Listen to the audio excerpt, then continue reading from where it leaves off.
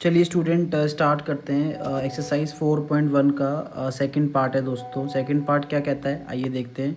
Second part में कह रहा है कि the product of two consecutive positive integer, ठीक है। The product of two consecutive positive integer 306 दे रखा है। We need to find the integers, हमें फाइंड इंटीजर्स निकालने हैं, लेकिन इसमें हमें इंटीजर्स नहीं निकालने हैं, हमें इसमें कोएफिशिएंट क्या करना है, क्वाड्रेटिक इक्वेशन बनानी है, ठीक है। चलिए स्टार्ट करते हैं। तो यहाँ पे हम लोग स्टार्ट करते हैं। फर्स्ट क्वेश्चन का हम लोग सेकंड पार्ट कर रहे हैं, ठीक है। तो हम लोग क्या है, देखो जब भी कंसेक्यूटिव बोलता है तो क्या होता है, एक के बाद एक लगातार। तो अगर एक ने आपने x माना तो उसके बाद क्या आएगा, x+1 आएगा, उसके बाद क्या आएगा, x+2 आएगा। इस तरीके से आपकी सारी चीज़ें आती रहती है। समझ में आया कि नहीं, ठीक है। तो सबसे पहले हम लोग स्टार्ट करते हैं। तो let the two consecutive integer, हम लोग दो कंसेक्यूटिव इंटीजर मान लेते हैं। क्या है कंसेक्यूटिव इंटीजर, एक पहला हो जाएगा आपका x और दूसरा हो जाता है आपका x+1, है ना, रिस्पेक्टिवली, ठीक है। ये मान लेते हैं हम लोग, ठीक है, मान लिया। अब आते हैं अकॉर्डिंग टू क्वेश्चन पे, ठीक है। क्या कह रहा है, उनका प्रोडक्ट 306 है, यानी कि जो कंसेक्यूटिव नंबर है उनका प्रोडक्ट, यानी कि x इसका और इनका जो मल्टीप्लाई हो रहा है x+1, इन दोनों का प्रोडक्ट कितना दे रखा है, 306 दे रखा है आपको, ठीक है। तो क्या करोगे आप, अंदर मल्टीप्लाई करो, x² हो गया, ये x हो गया, इक्वल टू कितना आ गया, 306 हो गया, x², ये x और ये माइनस कितना आ गया, 306, ठीक है दोस्तों। तो ये तो हमारी बन गई है क्वाड्रेटिक इक्वेशन, ठीक है, ये हमने बना दी है क्वाड्रेटिक इक्वेशन।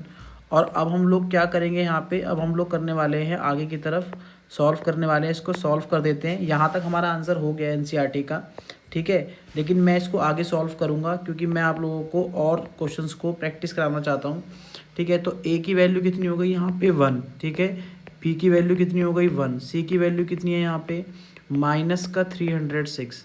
तो डी वैल्यू निकालो, डी निकालो, b² -4ac, ठीक है। तो b कितना हो गया 1 का स्क्वायर, -4 × 1 × माइनस का 306, ठीक है। यहाँ 1 हो गया, यहाँ प्लस का 306 × 4, तो कितना जाएगा 1224। इन दोनों को ऐड करोगे 1225 हो जाएगा। तो डी की वैल्यू कितनी आ गई 1225, ठीक है।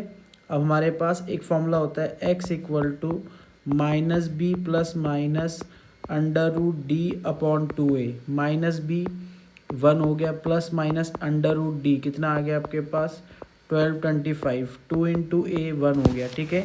इसके बाद आगे की तरफ चलते हैं। यहाँ पे क्या है, x = -1 प्लस माइनस ये किसका क्या होता है 45 होता है अपॉन में 2, ठीक है। जैसे मैं आपको बताऊँ तो 1225 का अगर आप स्क्वायर रूट निकालना चाहेंगे तो कैसे निकालते हैं, आपने क्लास 8 में सीखा होगा, राइट साइड से पेयर कीजिए, ठीक है। तो ये 35 होगा दोस्तों, 35 होगा, तो मैं इसको 35 लिखूँगा, यहाँ पे 35 होगा, ठीक है।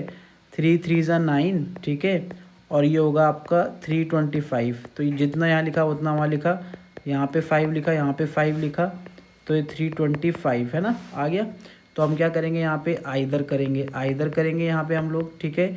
x = -1 प्लस 35/2, तो x = कितना आ गया आपका प्लस माइनस माइनस, इससे कैंसिल हो गया, तो कितना आ गया आपका 17। तो x की वैल्यू कितनी आ गई आपके पास 17। इसी तरीके से दूसरा करेंगे हम लोग, यहाँ करेंगे आइदर, ठीक है। x = -1, एक बार प्लस में लिया था, एक बार हम लोग माइनस में ले लेंगे, तो कितना आ जाएगा आपका x = -36, कैंसिल हो गया, कितना आ गया माइनस का 18, x = कितना आ गया माइनस का 18।